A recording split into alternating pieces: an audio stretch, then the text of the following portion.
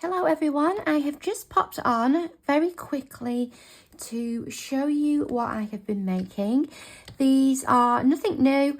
They have been around, well, they've been around since I was little. My nana used to make them with me, and I think I've probably seen someone on YouTube do them as well. But they are these really cute little booklets. I'm not even sure what they're called, to be honest, but I'll show you this one.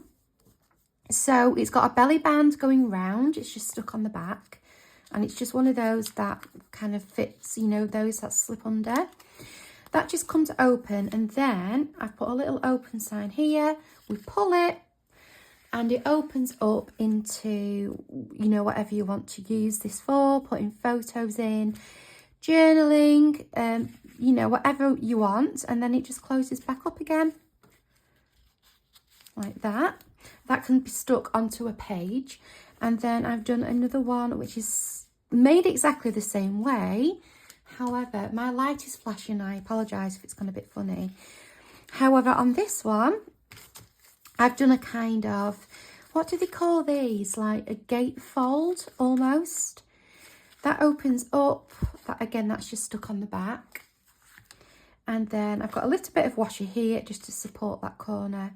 We open up, and then I have another one on the inside which opens up as well.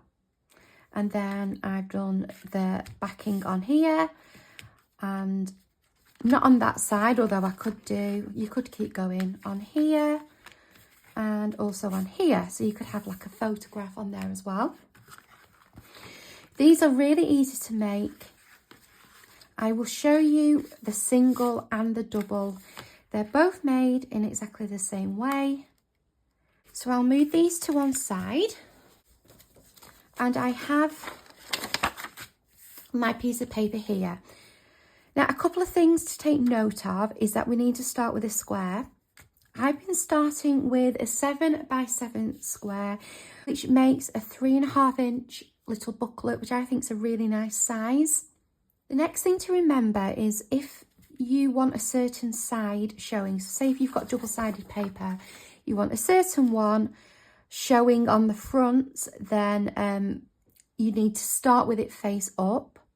And just another thing to note is that this bottom right corner will be the one that is on your front cover once it's folded. So we've got our 7x7 square, starting with the side that we want to see on the front. We fold it on its diagonal, and you do want to use a bone folder because you want really sharp folds on there. Okay, then we're going to turn it over. We're going to fold on the horizontal and fold again, turn it round so that the vertical becomes a horizontal. Okay, so almost as though you're folding into quarters. So now you can see 1, 2, 3, 4. You can see 4 sections, and you can see this diagonal fold as well. And because we folded the diagonal on the opposite side, we've now got this kind of bit that goes in, and the 2 diagonal lines stick up like you know, they're kind of like mounting folds, and we'll call these valley folds. Okay, and which makes it then really easy to just, it will just fold in like that. That will go down, and that makes the booklet. So just showing you again, we start with the diagonal on the side that we want to see, making a valley fold so that when we turn it over to the other fold, we get mountains. We need to fold it one way and fold it the other, and then just fold it in like that. So that's how you do the single one. That's exactly what I did for this one. On this example, it opens from the bottom. I hadn't put anything, mine wasn't directional, I had like a blank slate, so I've just decided to open at the top on this one. And then I just used paper from an invoice book because it's nice and thin. So that's one point I will make before we go any further, is this is probably better with a type of paper rather than card, Copy paper is probably a little bit too thin. Cardstock is probably a little bit too thick. What works well is you get these kind of pads. So for example, these reminiscence pads, you get the cardstock at the back and then you get the paper version at the front, which is a really nice weight to use. It's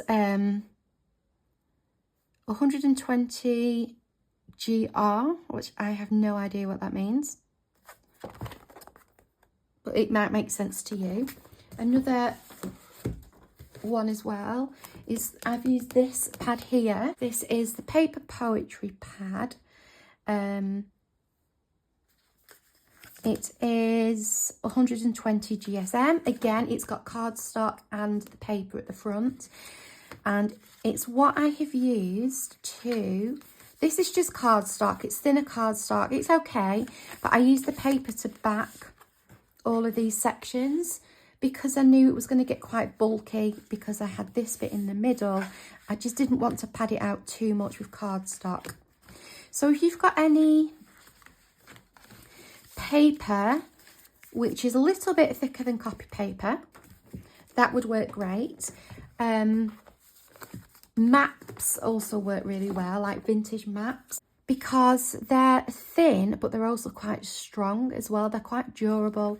Now if you want to make the double one, you just do exactly the same thing. So you start with your 7x7 square and you do all your folding, and then for the one on the inside, rather than doing one the same size, I actually did a 6.5 by 6.5. When I tried a 7x7, once it was stuck in here and it was folded, it stuck out the side here and stuck out the bottom here. It didn't fit very well, so I thought if I went down by 1/2 inch, that would work a lot better, and it did. So exactly the same, diagonal fold, turn it over, fold this way, fold the other way, and then just fold in. Then when you open this one up, this square here fits nicely onto there. It folds in this way, and you've got like a nice little border around the outside, and that folds in, and it's tucked away really nicely in there. And that's it. It's as easy as that. It's as quick as that. You can then, you know, decorate it any way you want. This is a bit more grungier for more of a junk journal. This is going to go into that retro journal that I made. I do have a video on it. I will link it. So I've used kind of the papers that coordinate with that. You can just do, you know, you can go as far as you want with it and do it in whatever way you want. You could even put another one on here and extend it further if you kind of wanted to make it into like more of a mini album. And then if you're wanting to put something around it, example for this, it's literally just a strip of paper folded round, and I stuck a circle on for this bit to tuck under. For this one, you can just see there's just 2 rectangles, and I folded them round, punched a hole, put some reinforcers on, and then just put some waxed cotton on to tie that up. So a very quick tutorial. I'm not going to decorate anything today because, as I said, they can be adapted to whatever mood or theme or kind of style you want to do. But I just thought I would jump on and share that with you. Let me know if you make one. I'd love to hear about it in the comments. If you like the video, I'd really appreciate you hitting the like button. It makes a big difference to the algorithm. I'd love for you to subscribe if you haven't already. And oh, a big hello to all my new subscribers recently. And a big thank you to, and I think it's Kenlon. I apologise if your surname is wrong, but she has done a video recently where she has done her own take on the reveal wheels that I did. Quite a few subscribers come over from her channel. So thank you, Anne. That was lovely of you to do that. And I will see you next time. Take care, and I will see you then. Bye.